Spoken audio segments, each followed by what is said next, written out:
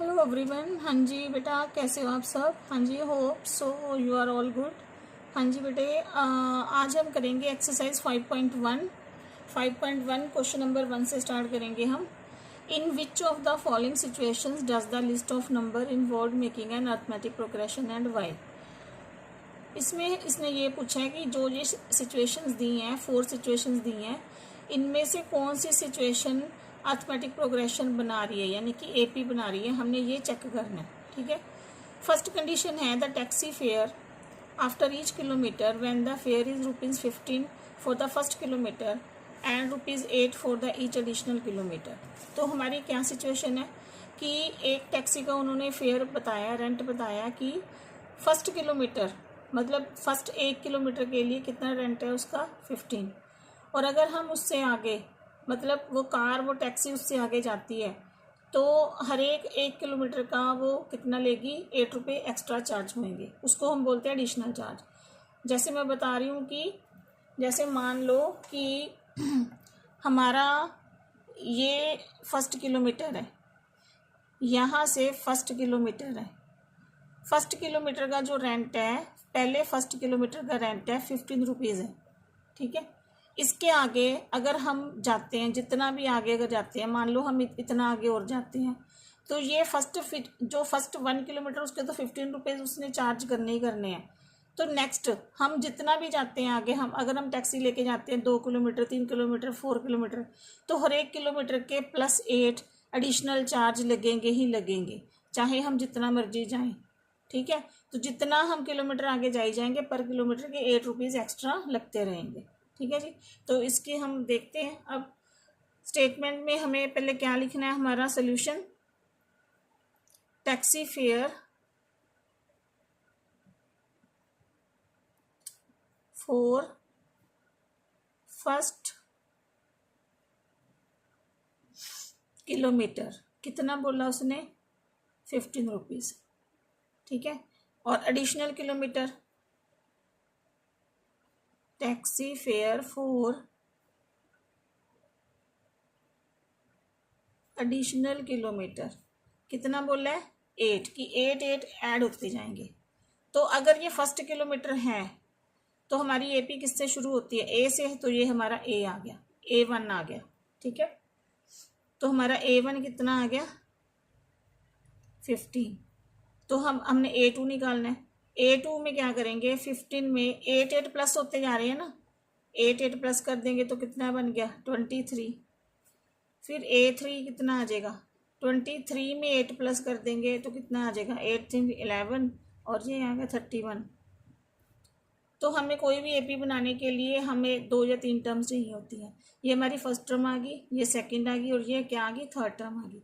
तो हम देखो इनमें फर्स्ट जो 15 है इसमें 8 इंक्रीज हो रहा है, सेकंड में भी 8 इंक्रीज हो रहा है, तो सेम टर्म इंक्रीज हो रही है ना। तो हम कह सकते हैं कि जो इसका कॉमन डिफरेंस भी है, अगर हम माइनस भी करेंगे तो 8 ही माइनस हो रहा है, 8 ही इंक्रीज हो रहा है।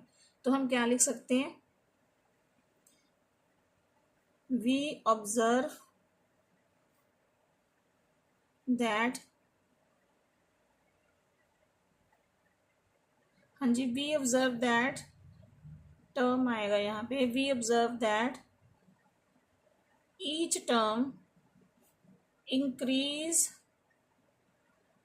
बाय सेम नंबर, कितना है सेम नंबर 8। अगर ईच टर्म सेम नंबर के साथ इंक्रीज कर रही है, therefore it is an AP series. ये इसका आंसर आ गया, ठीक है। क्योंकि जो ईच टर्म है सेम नंबर के साथ इंक्रीज कर रही है, सेम नंबर हम प्लस कर रहे हैं तो ये कर रही है, तो that is AP series, okay. अब सेकंड है amount of air present in cylinder when a vacuum pump removes 1/4 of the air remaining in the cylinder at a time. कोई सिलेंडर है उसमें एयर है, कोई जितनी भी वॉल्यूम की एयर है, amount of air present in cylinder, जो भी एयर है उसमें जितनी बार भी हम उसको वैक्यूम करते हैं, पंप करते हैं उसको सिलेंडर को, तो उसमें से 1/4 एवरी टाइम उसकी एयर रिमूव हो जाती है।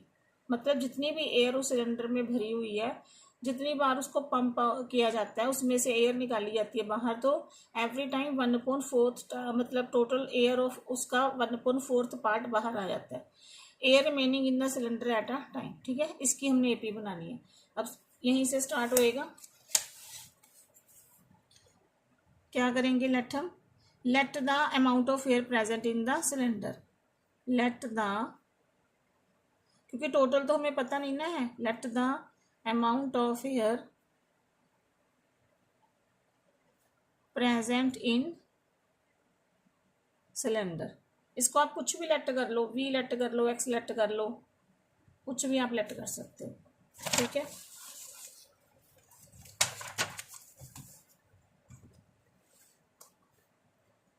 अमाउंट हमने लेट कर ली, और उसके बाद एवरी टाइम वैक्यूम पंप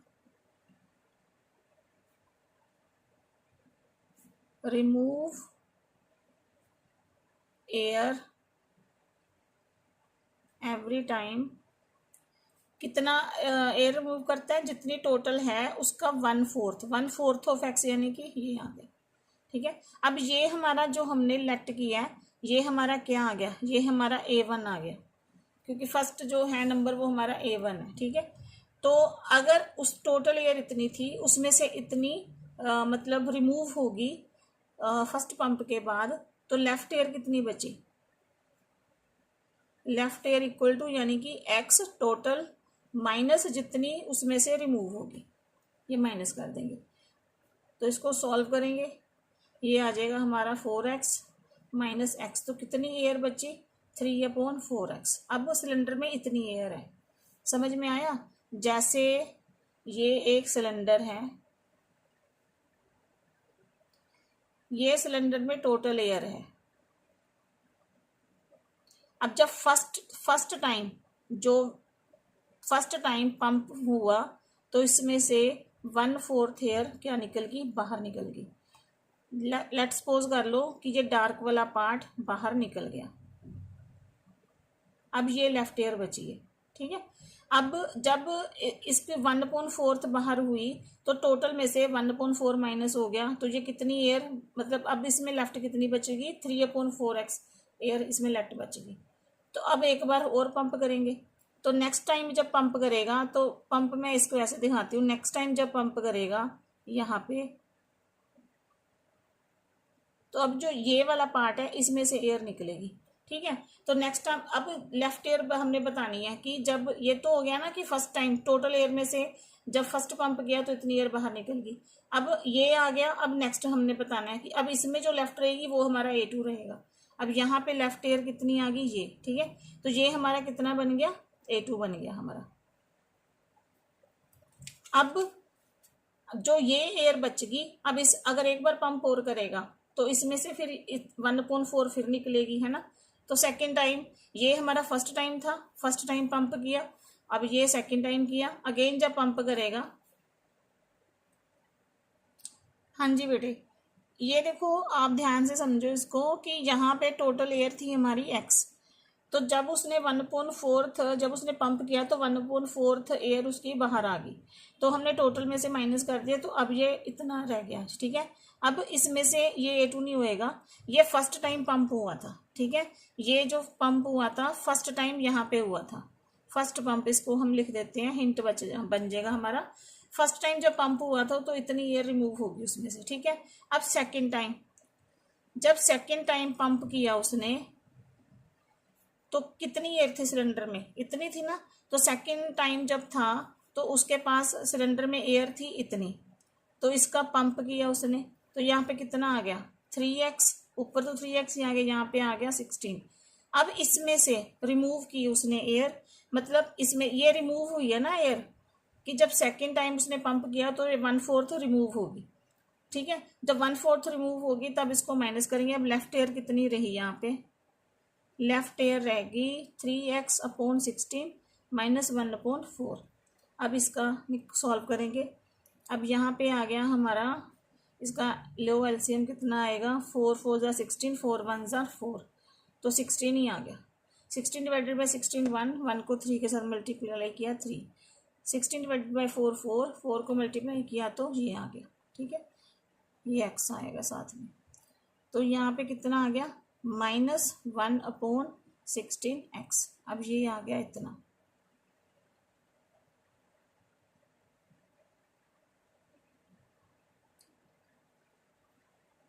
हाँ जी बच्चे, सेकंड क्वेश्चन है the amount of air present in cylinder when a vacuum pump removes 1/4 of the air remaining in the cylinder at a time. तो अब सेकंड सिचुएशन क्या है हमारी कि किसी सिलेंडर में कुछ अमाउंट है एयर की, अगर हम उसमें से जब एयर रिमूव करी जाती है तो एवरी टाइम मतलब 1/4 उस टोटल एयर का 1/4 पार्ट सिलेंडर से रिमूव हो जाता है, ठीक है। अगेन मैं बोल रही हूँ कि एक सिलेंडर में कुछ अमाउंट प्रेजेंट है, जितनी बार भी उसमें से एयर बाहर निकाली जाती है वैक्यूम पंप के थ्रू, तो उसमें से उसका टोटल एयर का 1/4 पार्ट रिमूव हो जाता है।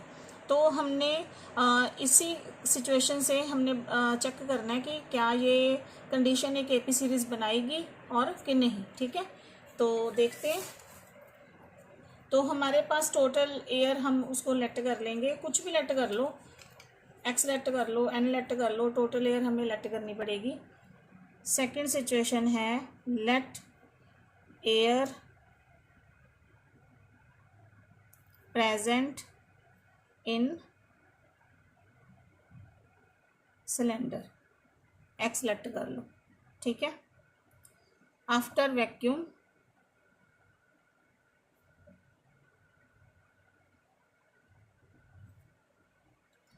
एयर रिमूव्ड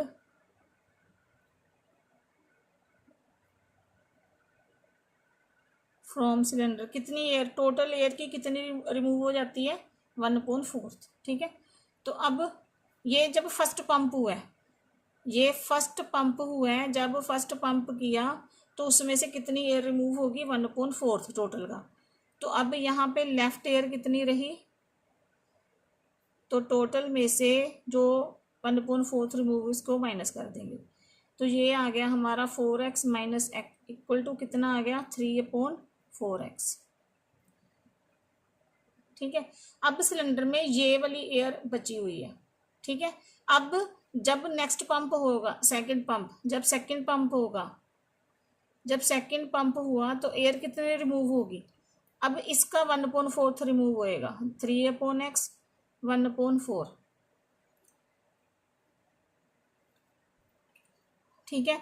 1/4 इसका रिमूव हो गया, तो ये कितना बन गया, 3/16x।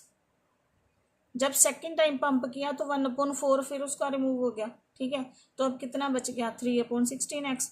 तो अब इसमें से लेफ्ट एयर कितनी रहेगी, left air 3/4x minus 3/16x।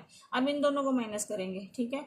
तो यहाँ पे आ जाएगा 16, यहाँ पे आएगा 4 डिवाइडेड बाई 16 4, तो 4 मल्टीप्लाई 3 कितना आ जाएगा 12, 16 डिवाइडेड बाई 16 1, 1 को 3 के साथ किया तो 3, तो यहाँ पे आ जाएगा 9/16x।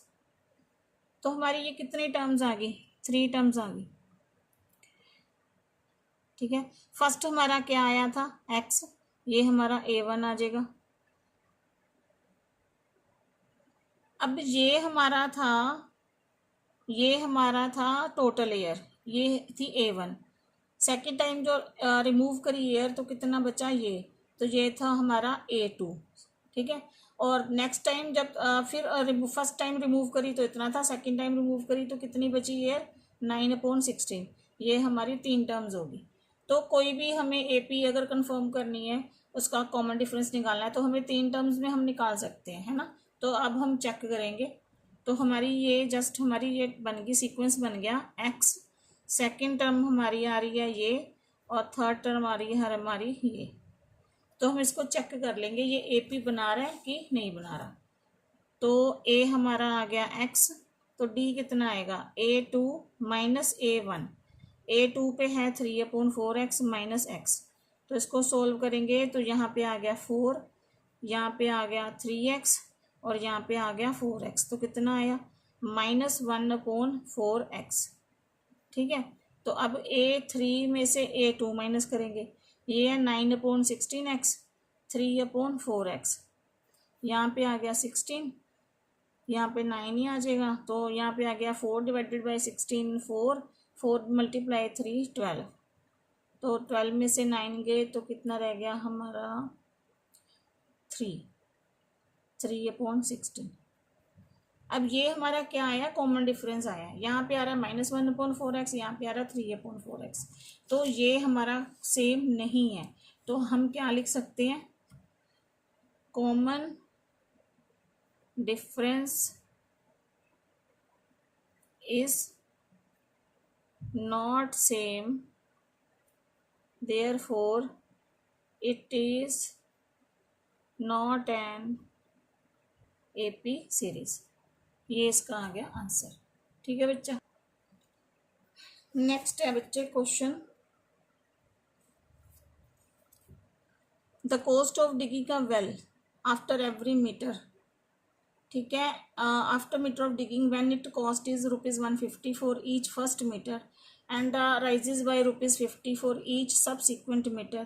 ठीक है, अब ये क्या सिचुएशन है कि एक कोई वेल है, कोई कुआं है, उसको किसी ने मतलब उसको उसमें से मिट्टी निकालनी, जैसे कहते हैं ना हम कुआं खोदते हैं तो उसमें से मिट्टी निकालनी है। तो जो फर्स्ट फर्स्ट मीटर के लिए 1 मीटर तक उसका जो उन्होंने चार्जेस बताए हैं 150 बताया। ठीक है, 1 मीटर तक 150 है, और अगर वो उससे ज़्यादा उसको गहरा खोदते जाते हैं तो हर एक सबसिक्वेंट मीटर का 50 रुपीज़ अलग से क्या लगेंगे, चार्जेस लगेंगे। ठीक है जी, तो देखो फिर, हाँ जी, तो क्या है situation,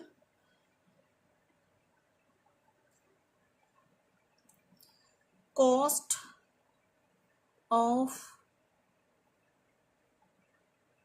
digging well for first metre कितनी बताई है, ₹150। ठीक है, तो और उसके आगे सबसिक्वेंट चार्जेस कितने बताए हैं, एडिशनल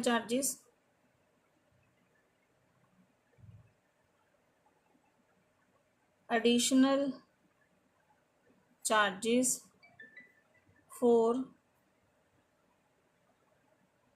सबसिक्वेंट मीटर कितने बताए हैं, ₹50। तो देखो यहाँ से हमें सीधा ही लग रहा है, अकॉर्डिंग टू क्वेश्चन अगर हम देखें तो ये हमारा क्या आ गया, ए आ गया, तो ए हमारा आ गया 150।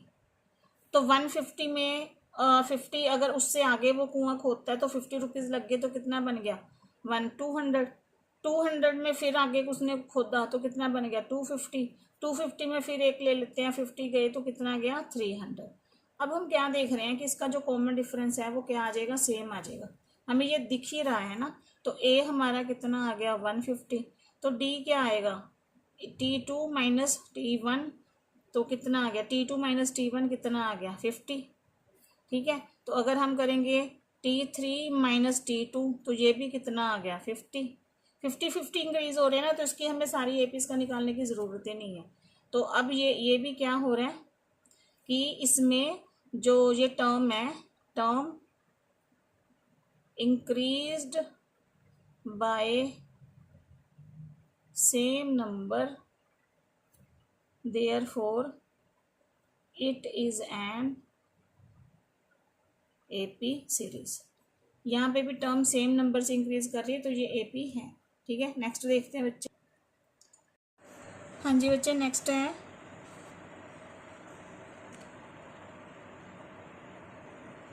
हाँ जी बेटा, नेक्स्ट है amount of money in the account every year when 10,000 is deposited in at compound interest at 8% per annum.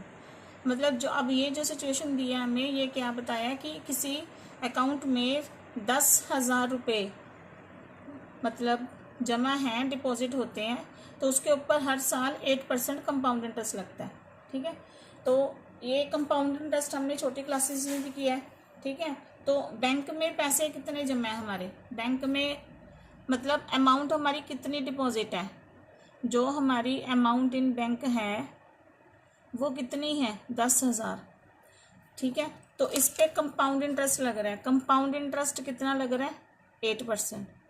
ठीक है, कंपाउंड इंटरेस्ट लग के तो हर साल हमारी अमाउंट क्या हो जाएगी, इंक्रीज हो जाएगी।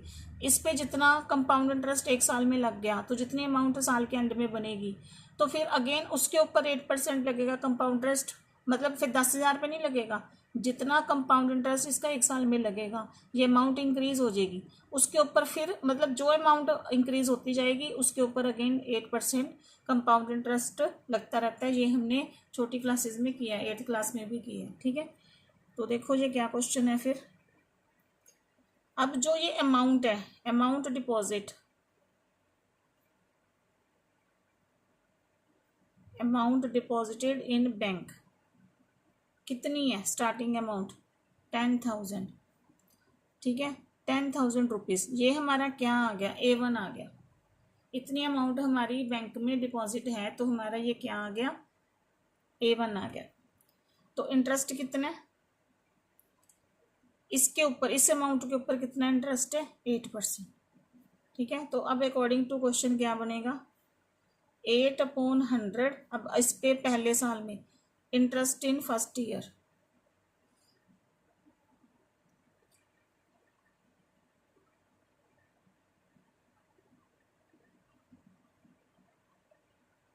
इंटरेस्ट इन फर्स्ट ईयर, तो क्या बना, टोटल कितनी अमाउंट पे लगा इंटरेस्ट, 10,000 पे 8%, तो ये कैंसिल हो गया। तो ये कितना आ गया, ये आ गया हमारा 800। ये हमारा पहले साल का इंटरेस्ट है। तो अब टोटल कंपाउंड इंटरेस्ट कितना, अब कितना अमाउंट बनेगी, तो हमारे पास टोटल कितना था 10,000, उसमें 8 कंपाउंड इंटरेस्ट लग गया, तो अमाउंट हमारी कितनी बनेगी 10,800। ठीक है, ये हमारी 10,800 क्या बनेगी, ये नेक्स्ट ईयर में, मतलब नेक्स्ट ईयर का जस्ट लाइक प्रिंसिपल बन गया। तो हमारा जो पहला था ये हमारा था A1, अब ये हमारा क्या आ गया, A2 आ गया। ठीक है, अब एक और निकाल लेते हैं क्योंकि हमने AP चेक करनी है। अब इंटरेस्ट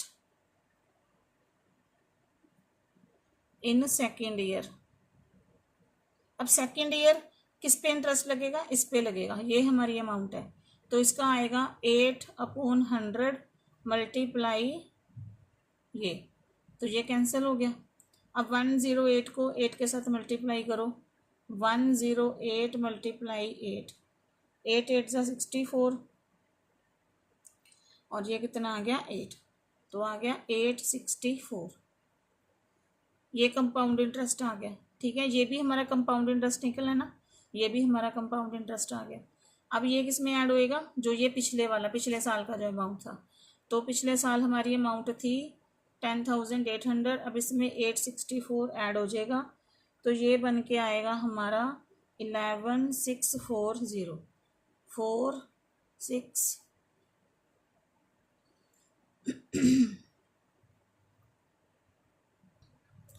हाँ जी बेटे, इसमें प्लस करेंगे 4 6 8 8 16 एंड ये आ गया हमारा 11,664।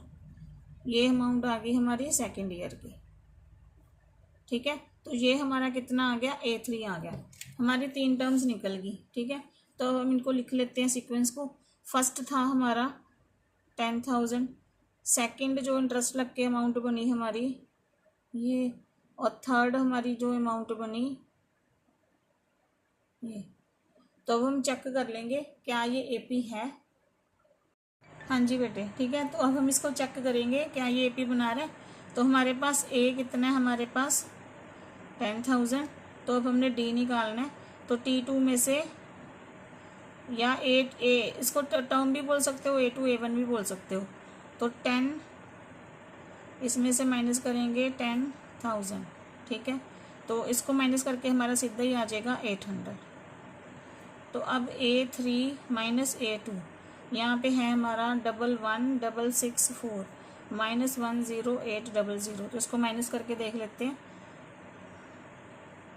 तो ये आ गया 80046, यहाँ पे आ गया 16 में से 8 गए 8, यहाँ पे रहेगी 0, तो यहाँ पे 1 में 1 0। ठीक है, यहाँ पे कितना आ गया 864।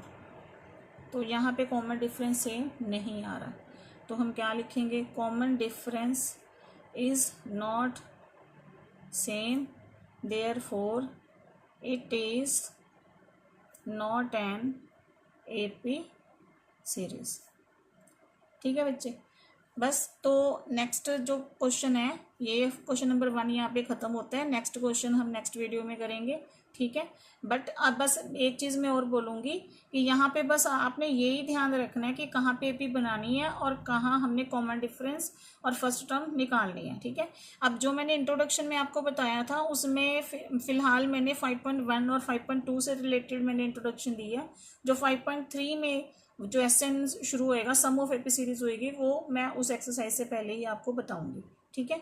तो फिर नेक्स्ट वीडियो में मिलते हैं, और मेरी यूट्यूब जो मेरी वीडियोस हैं आप उसको वॉच करते रहिए, ठीक है। और अगर कोई डाउट है तो आप मेरे को ज़रूर कमेंट सेक्शन में लिख के मेरे को कमेंट आप भेज सकते हो, ठीक है। तब तक के लिए आप कीप वॉचिंग, और मेरा जो भी है मेरे चैनल को सब्सक्राइब करो, लाइक करो और शेयर करो। तब तक के लिए बाय बाय, मिलते हैं फिर कल फिर। ओके।